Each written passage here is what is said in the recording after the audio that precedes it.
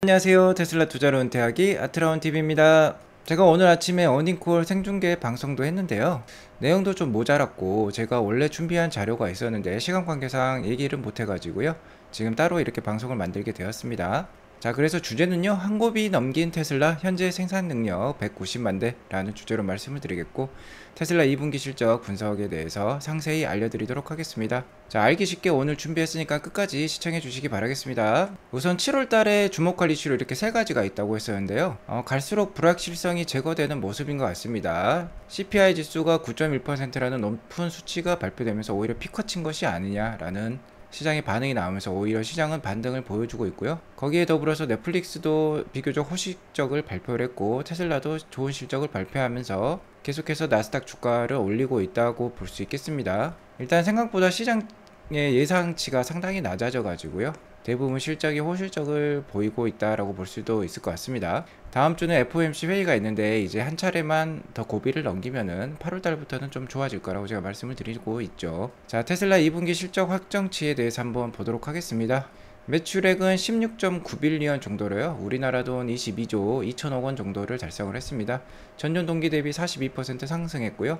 영업이익은 전년 동기 대비 88%나 더 늘었습니다. 자, 영업이익은 우리나라 돈으로 3조 2천억 원 정도 만들었고요. 이렇게 하면서 농GAAP EPS가 2.27불이 나왔습니다. 시장 예상치는 1.8에서 1.9불 사이였는데요.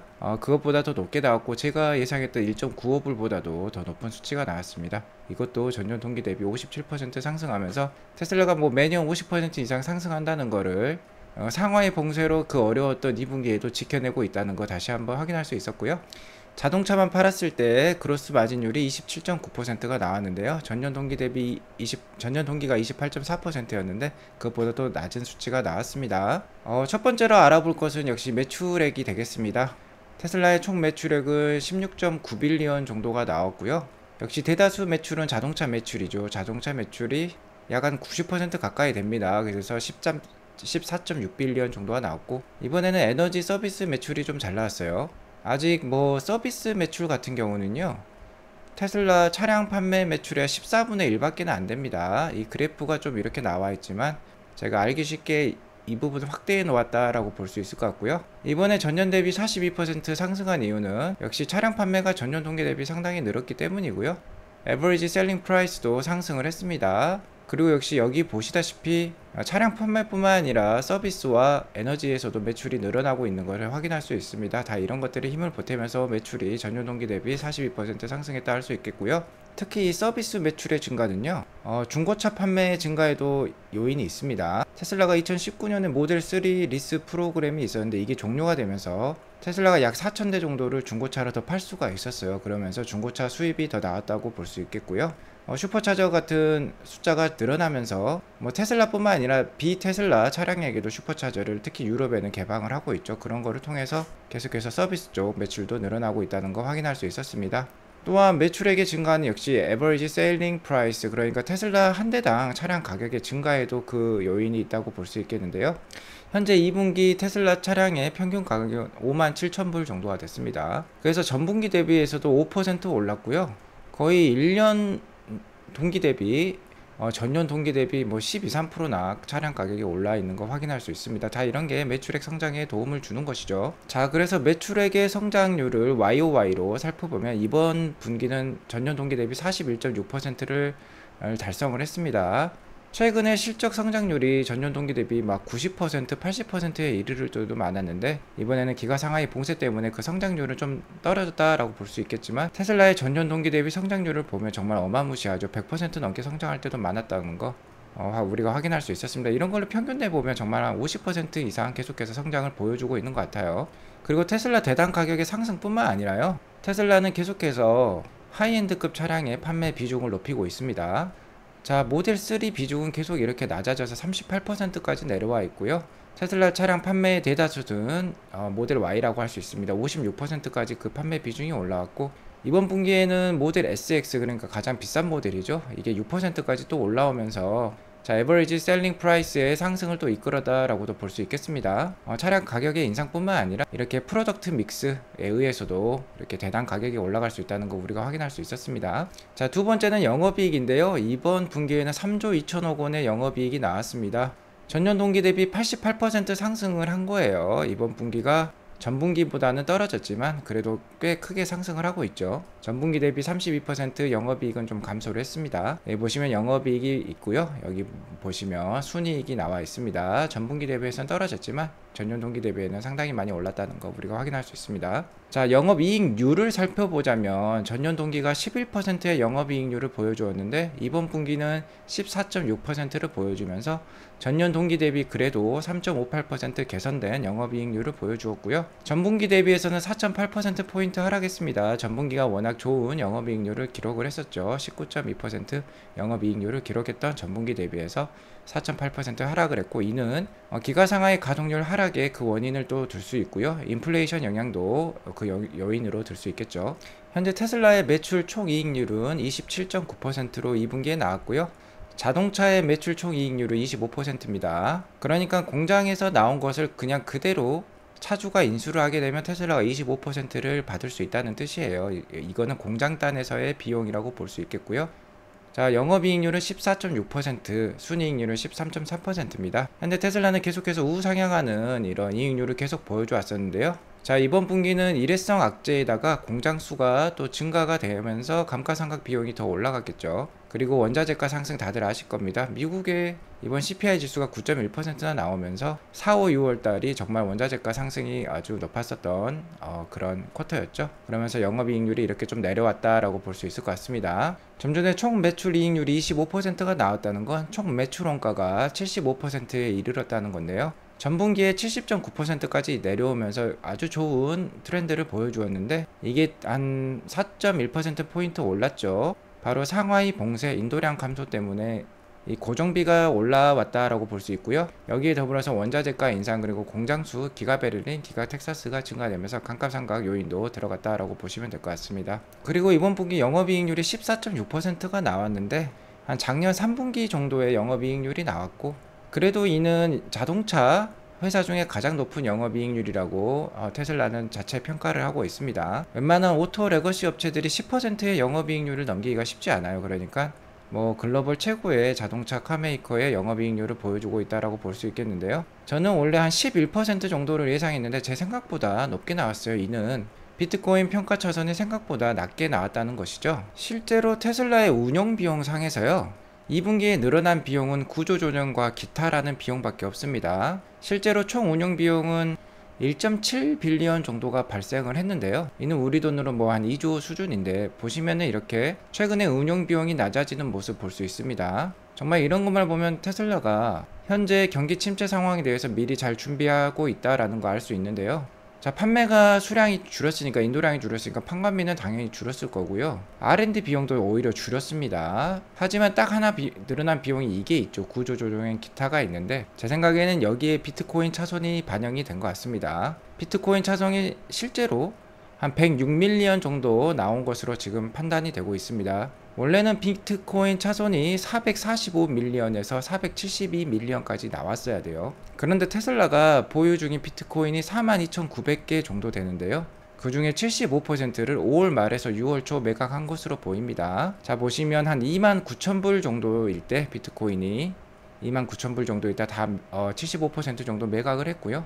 이는 테슬라가 가지고 있는 비트코인 평당과 유사한 가격에서 다 75% 정도 처분을 했다고 봅니다. 실제로 테슬라가 비트코인을 팔지 않고 42,900개의 비트코인을 모두 보유하고 있었다면 실제로 평가 차선이 445밀리언에서 472밀리언까지 이르를 수 있었는데 4분의 3, 그러니까 75%를 팔아버린 거죠. 그러니까 평가 차손이 445밀리언이 나온다고 가정을 하면 이것의 4분의 1인 한 110밀리언만 평가 차손으로 반영이 됐다는 겁니다. 자, 그게 여기에 들어가 있다는 거죠. 지금 여기에는 142밀리언이 들어가 있는데 아마 구조조정 비용이 한 30밀리언 정도 들어갔다 싶으면 비트코인 평가 차손이 110밀리언 정도 여기에 지금 반영이 된 것으로 판단이 됩니다. 자, 그러면서 운용 비용이 오히려는 더 낮아질 수도 있었는데 이거 있었기 때문에 영업이익이 떨어졌는데 영업이익이 생각보다 많이 안 떨어졌다는 거예요. 만약 뭐 445밀리언에서 472밀리언 모두가 평가 차손으로 반영이 되었다면, 그러니까 비트코인을 팔지 않았다면 아마 영업이익률이 11%대까지 내려왔을 겁니다.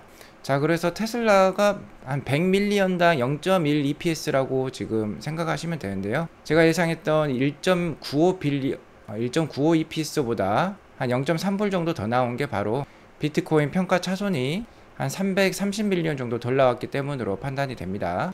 역시 비트코인의 판매 이유는요, 현금 확보 차원이겠죠. 앞으로 뭐 경기 침체가 예상이 된다고 일론 머스크도 정말 일찍 얘기를 했었고요. 뭐 작년 한 11월, 12월 달부터도 얘기를 했었죠. 자, 그런 뜻에서 미리 현금화를 시켜서 테슬라의 코어 밸류, 그러니까 향후 신제품이라든지 생산 램프업에 더욱더 투자를 하겠다는 뜻으로 판단이 됩니다. 그래서 아주 잘한 결정이라고 할 수 있겠죠. 경영을 잘하고 있는 것으로 판단이 됩니다. 자, 아무튼 비트코인을 판매함에 따라 안티가 충분히 발생할 수 있겠죠. 일론 머스크는 자기 개인 소유의 코인은 절대 팔지 않겠다고 약속을 했지만 뭐 회사 소유의 코인은 얼마든지 팔 수 있겠죠. 테슬라가 보유한 비트코인은 일론 머스크의 소유가 아닙니다. 테슬라 자체적으로 얼마든지 사고 팔고 할 수 있는 게 뭐 그게 기업의 뭐 자유, 경쟁 시장의 자유라고 할 수 있겠죠. 물론 테슬라와 일론 머스크를 일치화 시키시는 분들도 많겠지만 엄연히 별개라고 보시면 됩니다. 자, 그리고 오늘 오닝콜에서 나왔던 주요 상황들 살펴보도록 하겠습니다. 테슬라의 이번 실적 자료를 보면요, 자, 여기 current라는 말이 있어요. 자, 현재라는 뜻이죠. 현재 생산 캐파에 대해서 이렇게 나와 있는데 이 생산 캐파들을 모두 더해보면 190만 대가 나옵니다. 그래서 현재 이미 테슬라는 190만 대 생산 캐파를 가지고 있다라고 볼 수 있을 것 같습니다. 대량 생산에 그리고 양산에 대해서 상당한 자신감을 내비치고 있다라고 볼 수 있을 것 같고요. 기가 상하이 봉쇄 같은 이슈만 없으면 앞으로 지속 연 50% 성장 가능하다고 지금 얘기를 하고 있고요. 여기 보시면 로보택시 앤 아더스라는 게 있어요. 이게 지금 개발 중에 있다라고 나와 있습니다. 그래서 로보택시도 만드는 것 같아요. 그리고 내년에 사이버 트럭이 나온다고 했거든요. 일론 머스크가 다시 한번 오닝콜에서 사이버 트럭은 내년 중순에 양산을 기대하고 있다라고 얘기했으니까 이것도 기대해 보셔도 좋을 것 같습니다.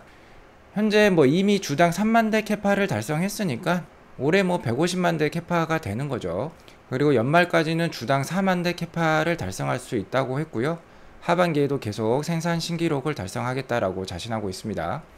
4만 대에다가 1년인 52주를 곱하게 되면 208만 대가 되죠. 그래서 올해 연말에는 208만 대까지 캐파가 간다고 보시면 될 것 같습니다. 현재 190만 대 캐파가 이미 달성한 상황인데 208만 대까지도 가겠다라고 얘기를 하고 있고요.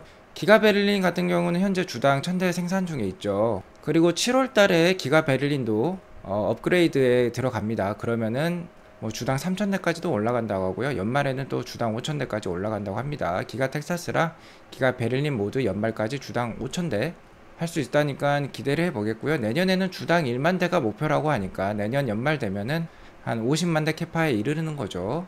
그리고 생산 혁신과 관련해서는 저기 이런 얘기를 했습니다. 새로운 공장의 바디샵에는 로봇 수가 70%나 줄었다라고 얘기를 하고 있습니다. 생산 공정이 상당히 단순화되었다는 것인데요. 자, 바디샵은 이렇게 차체를 조립하는 과정이죠. 근데 새로운 공장에서는 계속해서 기가 캐스팅을 도입을 하고 있기 때문에 이렇게 조립할 로봇들이 필요 없게 되는 거죠. 한 번에 그냥 찍어내면 되는 거니까. 그래서 실제로 모델 3 프리몬트 공장보다 이 바디샵에 있는 로봇 수가 70%나 줄어들었다고 합니다. 이거는 바로 70%나 공정이 단순화 효율화 되었다고 볼 수 있는 것이죠. 자, 이런 식으로 해서 테슬라가 정말 올해 연말에 200만 대 이상의 캐파를 만들어내면요, 이 숫자가 벌써 메르세데스 벤츠와 BMW의 연간 캐파와 거의 유사한 수준까지 올라가게 됩니다. 자, 그러면은 내년에는 뭐 벤츠랑 BMW를 제칠 수도 있겠죠. 이미 내연기관차의 판매는 줄어들고 있고 전기차의 판매는 증가하고 있는 트렌드에서 이러한 분위기가 지속된다면 이제 가장 많이 판매하는 프리미엄 카 메이커로 올라설 것 같습니다.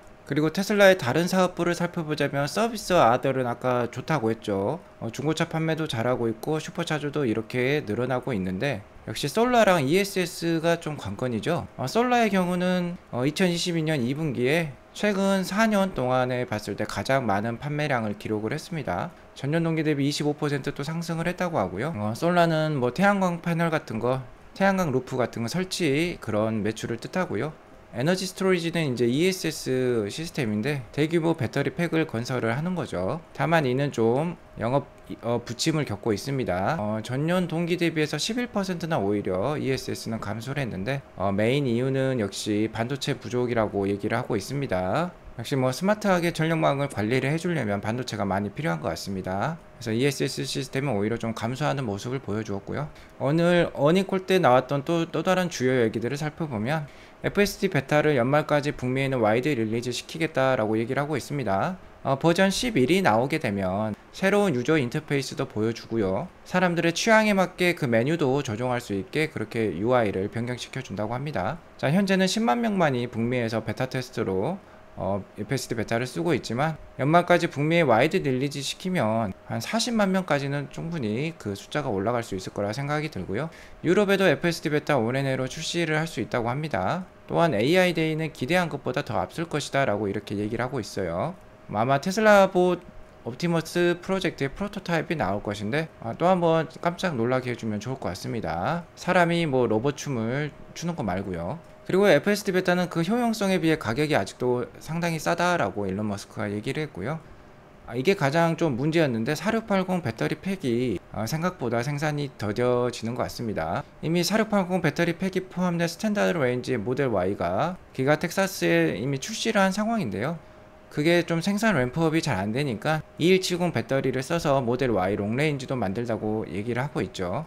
다만 뭐 4680 배터리 팩을 연말까지는 주당 한 1000개씩 생산을 해보겠다고 하니까 한번 지켜볼 일이라고 볼 수 있겠고요. 아마 주당 1000개면 차량 1000대분을 만든다는 것 같은데 좀 정확히 표현은 해주지 못했어요. 아무래도 하반기 테슬라 주가에 5개의 T가 있다면 뭐 트위터 관련된 법정 이슈와 함께 이 4680 배터리 팩이 좀 관건이 될 것 같습니다. 참고하시기 바라겠고요. 또한 일론 머스크는 올해 연말로 갈수록 인플레이션은 좀 잦아들 것이다, 좀 줄어들 것이다 라고 얘기를 또 했습니다. 워낙 거시경제를 잘 맞추시는 분이니까 한번 참고해 보도록 하겠고요. 아무튼 오늘 다시 한번 확인할 수 있었던 건 테슬라는 매니팩처링, 그러니까 생산에 있어서는 정말 자신감이 넘친다 라고 볼 수 있을 것 같고요. 이러한 자신감으로 매년 50% 성장을 달성할 수 있다면 올해 연말에 140만 대까지는 충분히 판매가 가능할 것으로 보고 있습니다. 그러면은 3분기랑 4분기는 또 역대급의 EPS가 이렇게 나올 수 있다라고 생각을 하고요. 지금 700불대 주가는 상당히 싼 주가이고, 자, 이 정도의 EPS를 만들어낼 수 있으면은 올해 내에라도 한 1100불까지는 가야 되지 않을까라고 저는 보고 있고요. 하지만 다음 주 하나의 고비가 더 남았다는 겁니다. FOMC 회의가 있는데요. 다음 주 뭐 한 번에 더 고비가 있어서 그런지 테슬라 주가가 오늘 그렇게 많이 오르진 못했어요. 742.5불로 0.8% 상승한 걸로 마감을 했는데, 애프터에서도 뭐 실적 발표가 된 다음에도 1.5% 밖에 더 안 올랐습니다. 그래서 753불 정도를 보이고 있는데, 이는 기술적 분석상 지금 상단 추세선에 닿아서 저항을 막고 있다라고도 볼 수 있을 것 같은데요. 아무래도 다음 주에 FOMC 회의 불확실성 때문이라도 많이 못 오르는 것 같습니다. 언제든지 이번 말까지 또 한 번에 한 차례 또 급락이 나올 수 있으니까 항상 보수적으로 조심해서 투자하시기 바라겠고요. 7월 FOMC의 자이언트 스텝 이상의 금리 인상을 잘 이겨내고 나면은 8월 달부터는 충분히 테슬라 주가 좋을 가능성이 높겠다라고 말씀을 드리겠고, 3분기 실적이 아주 기대가 되니까 10월 달부터 테슬라 주가가 정말 강할 수 있을 것 같은데요. 10월 달에 트위터와의 또 법정 공방이 있죠. 그렇기 때문에 하나의 또 변수가 있다라고 볼 수 있을 것 같습니다. 아무튼 계속해서 저와 함께 좋은 테슬라 투자 이어나가시면 좋을 것 같고요. 오늘 방송은 이것으로 마치도록 하겠습니다. 오늘 방송이 도움이 되었으면 구독과 좋아요, 알람 설정 눌러주시기 바라겠습니다. 감사합니다.